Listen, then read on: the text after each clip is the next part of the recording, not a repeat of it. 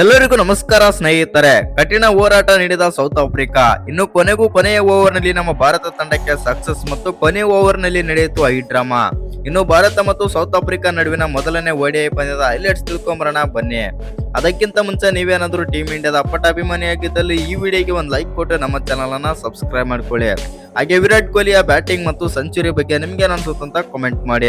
ಇನ್ನು ಬಹಳ ರೋಚಕತೆಯಿಂದ ಕೂಡಿದ್ದ ದಕ್ಷಿಣ ಆಫ್ರಿಕಾ ವಿರುದ್ಧದ ಏಕದಿನ ಪಂದ್ಯವನ್ನು ಟೀಮ್ ಇಂಡಿಯಾ 17 ರನ್ಗಳಿಂದ ಗೆದ್ದು ಬೀಗಿದೆ ಅಂತಾನೆ ಹೇಳ್ಬೋದು. ಇನ್ನು ಈ ಮೂಲಕ 3 ಪಂದ್ಯಗಳ ಏಕದಿನ ಸರಣಿಯಲ್ಲಿ 1.0 ಮುನ್ನಡೆ ಆದ್ರೆ ಸಾಧಿಸಿದೆ ನಮ್ಮ ಭಾರತ ತಂಡ. ಇನ್ನು ವಿರಾಟ್ ಕೊಹ್ಲಿ ಅವರ ಶತಕ, ರೋಹಿತ್ ಶರ್ಮಾ ಮತ್ತು ನಾಯಕ KL ರಾಹುಲ್ ಅವರ ಅರ್ಧ ಶತಕದ ನೆರವಿನಿಂದ ಬೃಹತ್ ಮೊತ್ತ ದಾಖಲಿಸಿದ ಭಾರತ ತಂಡ ಬಳಿಕ ಹರ್ಷಿತ್ ರಾಣಾ ಮತ್ತು ಕುಲ್ದೀಪ್ ಯಾದವ್ ಅವರ ಬೌಲಿಂಗ್ ಕಮಾಲಿನಿಂದ ಭಾರತ ತಂಡ ಗೆಲ್ಲಲು ಸಾಧ್ಯವಾಗಿದೆ ಅಂತಾನೆ ಹೇಳ್ಬೋದು.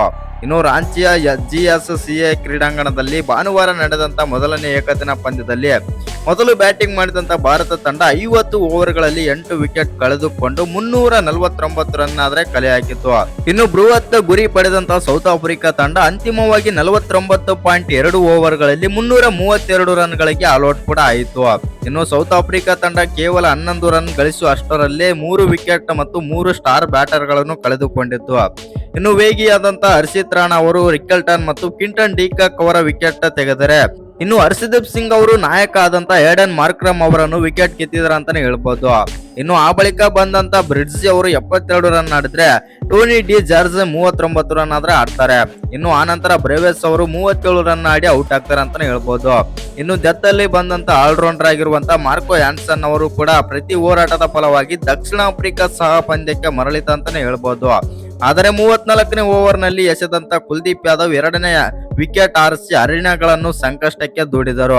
ಇನ್ನು ಅಂತಿಮವಾಗಿ ಕಾರ್ಬಿನ್ ಬಾಸ್ ಅವರು ಪ್ರತಿ ಹೋರಾಟ ಮಾಡಿದರು, ಆದರೆ ಗುರಿ ತಲುಪಲು ಸಾಧ್ಯವಾಗಲಿಲ್ಲ. ಇನ್ನು 51 ಎಸೆತಗಳಲ್ಲಿ 67 ರನ್ ಬಾರಿಸಿ ಅವರ ವಿಕೆಟ್ ಪ್ರಸಿದ್ಧ ಕೃಷ್ಣ ಆದ್ರೆ ಪಡೆದರು.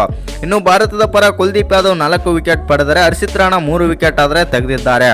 ಇನ್ನು ಇದಕ್ಕೂ ಮೊದಲು ಟಾಸ್ ಸೋತು ಮೊದಲು ಬ್ಯಾಟಿಂಗ್ಗೆ ಬಂದಂತ ನಮ್ಮ ಭಾರತದ ಪರ ಓಪನರ್ಸ್ ಆಗಿರುವಂತ ಯಶಸ್ವಿ ಜೈಸ್ವಾಲ್ ಅವರು ಉತ್ತಮ ಲಯದಲ್ಲಿ ಆದ್ರೆ ಕಂಡರು. ಆದರೆ ಅವರನ್ನು 4ನೇ ಓವರ್ ಆಗುವುದರೊಳಗೆ ಅವರು ಔಟ್ ಆದ್ರ ಅಂತಾನೆ ಹೇಳ್ಬೋದು. ಇನ್ನು ಆ ಬಳಿಕ ಬಂದಂತ ವಿರಾಟ್ ಕೊಹ್ಲಿ ಮತ್ತು ರೋಹಿತ್ ಶರ್ಮಾ ಅವರು ಶತಕದ ಜೊತೆ ಆಟ ಆಡಿದರು. ಕೇವಲ 21 ಓವರ್ಗಳಲ್ಲಿ ತಂಡದ ಮೊತ್ತವನ್ನು 161ಕ್ಕೆ ತಲುಪಿಸಿದರು. ಇನ್ನು ಈ ಜೋಡಿಯಲ್ಲಿ ಆರಂಭಿಕರಲ್ಲಿ ರೋಹಿತ್ ಗಿಂತಲೂ ವಿರಾಟ್ ಕೊಹ್ಲಿ ಅವರು ವೇಗವಾಗಿ ಬ್ಯಾಟ್ ಕೂಡ ಬೀಸಿದರು. ಇನ್ನು ಈ ಹಂತದಲ್ಲಿ ದೊಡ್ಡ ಹೊಡೆತಕ್ಕೆ ಕೈ ಹಾಕಿದ್ದ ರೋಹಿತ್ ಶರ್ಮಾ ಕ್ಯಾಚ್ ಒಂದನ್ನು ದಕ್ಷಿಣ ಆಫ್ರಿಕಾದ ಫೀಲ್ಡರ್ ಜಾರ್ಜಿ ಅವರು ಕೈ ಚೆಲ್ಲಿದರು.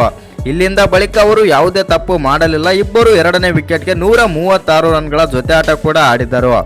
ಇನ್ನು ರೋಹಿತ್ ಶರ್ಮಾ ಔಟ್ ಆಗುವಾಗ ಮುನ್ನ 51 ಎಸೆತಗಳಲ್ಲಿ 57 ರನ್ ಆದ್ರೆ ಗಳಿಸಿದ್ದರು. ಇನ್ನು ಇವರ ಇನ್ನಿಂಗ್ಸ್ ನಲ್ಲಿ 5 4 ಮತ್ತು 3 ಸಿಕ್ಸರ್ಸ್ ಕೂಡ ಸೇರಿವೆ.